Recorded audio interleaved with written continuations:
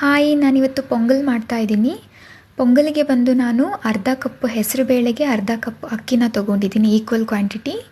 ಮೊದಲಿಗೆ ಹೆಸರುಬೇಳೆನ ಈ ಥರ ತೊಗೊಂಡು ಫ್ರೈ ಮಾಡ್ಕೊಳ್ಳಿ. ಕಲರ್ ಚೇಂಜ್ ಆಗೋದ್ರ ಜೊತೆಗೆ ಒಳ್ಳೆ ಸ್ಮೆಲ್ ಬರುತ್ತೆ. ಅದಾದಮೇಲೆ ಅದಕ್ಕೆ ಅರ್ಧ ಕಪ್ ಅಕ್ಕಿನ ಆ್ಯಡ್ ಮಾಡ್ಕೊಳ್ಳಿ.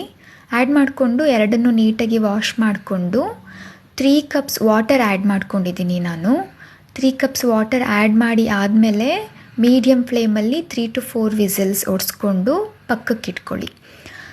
ನೆಕ್ಸ್ಟ್ ಬಂದು ಒಂದು ಪ್ಯಾನಲ್ಲಿ ತುಪ್ಪ, ಸಾಸಿವೆ, ಹಿಂಗು, ಕರಿಬೇವಿನ ಸೊಪ್ಪು, ಹಸಿರು ಮೆಣಸಿನ್ಕಾಯಿ, ಜಜ್ಜಿಟ್ಕೊಂಡಿರೋ ಶುಂಠಿ ಪೇಸ್ಟು, ಗೋಡಂಬಿ, ಅರಿಶಿನ ಇದಿಷ್ಟು ಹಾಕ್ಕೊಂಡು ಫ್ರೈ ಮಾಡ್ಕೊಳ್ಳಿ.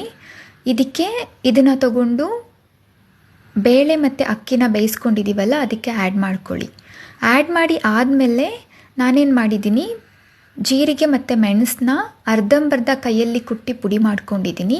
ಆ ಪೌಡರ್ನ ಕೂಡ ಆ್ಯಡ್ ಮಾಡ್ತೀನಿ.